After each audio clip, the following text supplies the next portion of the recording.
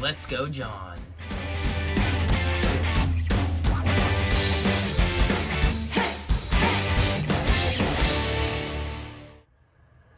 Welcome back into the Team 12 Seattle Seahawks podcast. I'm your host, Team 12s, and today we're going to be talking about how John Schneider is absolutely amazing.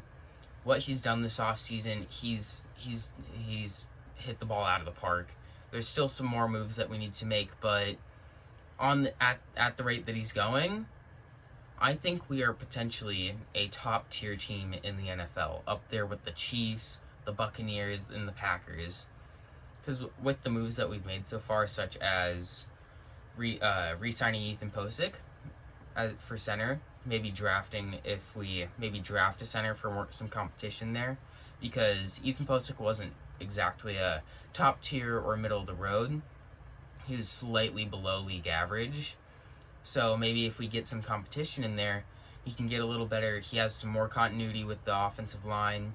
Then we traded for, I forgot his name. He's the guard from the Raiders.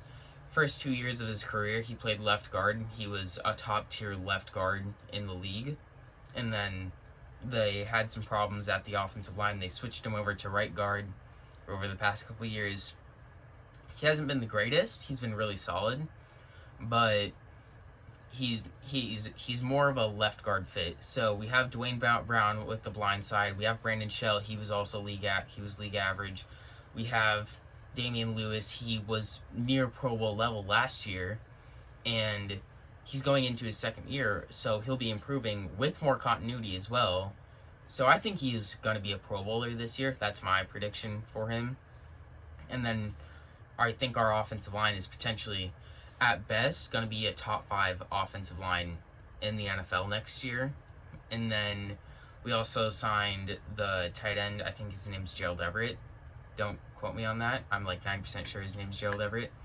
He played for the Rams. He was in our new offensive coordinator's scheme over there. Bring him in. Russell Wilson has another threat. We have DK. We have Lockett. Lockett isn't a perfect fit for our new scheme because he's not the best blocker, and he's not really a yak wide receiver. And a yak wide receiver is like it means yards after catch. So he kind of like catches the ball, and if he doesn't have a free run, then he gets tackled, he falls down. DK, he gets hit. When DK gets hit, he knocks the other person down because of how just sheer shredded and of a beast he is. So if we maybe sign Antonio Brown or maybe sign someone else and then maybe draft somebody in the draft like Tamorian Terry or Daz Newsome, then I think our wide receiver core is it's already like top 10. So I think if we sign Antonio Brown or get somebody in the draft, then I think our wide receiver unit is a top 5 unit. And then we re-signed Carson. I know it looks like we're signing him to an $8 million a year deal for the next 2 years, but we're really not. He's only getting paid at a minimum. He's only getting paid like $2.5 million this year, and at that price, I love that deal. That's amazing. So we have we also re-signed our fullback, so our offensive unit is completely better. And I'm not completely worried about Wilson, because when he started playing bad, it was when he got butthurt. When Pete said, hey, we're going to go more run-centric because you've been turning the ball over so much that we've lost those games, such as the Bills and the Rams. Because in that Bills game, he had 4 fumbles and 2 or 3 interceptions. You can't win that way. And then against the Rams, it looked like he had a concussion out there.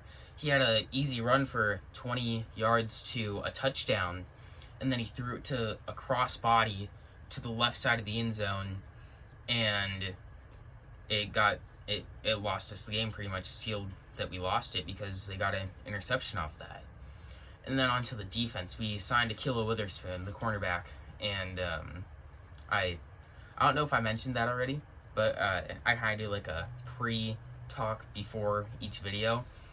I'll like basically do like the first 3 minutes without the camera rolling, so I like know what I'm gonna do. So I think I said that there. I don't think I said that earlier in the video already, but that's what I do. And so we signed him. We have DJ Reed. We have Keeler Witherspoon. Great combo there. Then we re-signed Carlos Dunlap, which that's the best thing that we could have possibly done. Yes, we lost Reed, the defensive tackle, but we have Puna Ford. We re-signed Al Woods after because he played in 2019 with us, but we signed him. We have Puna. Maybe just get somebody else in free agency for defensive tackle, but we have Dunlap. We have the other person that played for the 49ers. He had 8.5 sacks last season. So that's a great package there. And then Dunlap was the best pass rusher and defensive end in the NFL in the last 8 games of the season. He was absolutely insane, game wrecker. When he wasn't in the game, we just had mediocre pass rush. He's literally like the savior. It's like, oh, when he's out there. And then we have Bobby, we have Brooks, we might be re-signing KJ. I don't want to, personally, because it keeps Brooks out of there, and we spent a first-round pick on him. So I don't completely like that. But we have Adams, we have Diggs. We're potentially talking about a top 10-5 defense and a top 5-3 offense and a top tier special teams. That's literally like the Patriots in their dynasty days. So the Patriots might be going back to a dynasty after all these free agency moves with the double tight ends and the defense rebuilding, but that's what Bill Belichick said. Great defense, great special teams, solid to above average, solid to top tier offense, and they won Super Bowls. So, John Snyder, you've been doing amazing, and you're going back to them 2012 days of going for it and trading first round picks and second round picks to give that extra push, like with Sidney Rice. Maybe like we didn't win a Super Bowl with him. I don't think he was with us when we won those, but I still think it was worth it because of what he did contribute. It wasn't a ton, but it pushed us further doing that.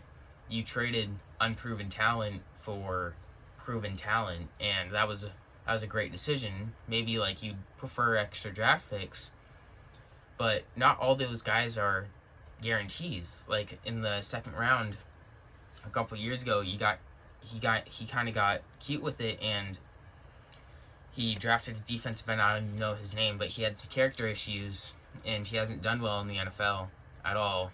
And then the next pick was the Cardinals safety, Budda Baker, and he's another top tier safety. So in that scenario, if we just drafted him, we wouldn't even had to trade for Adams, and then we'd be in a better position. But there's always those scenarios where it's like, oh, we drafted this guy, but there was that guy there.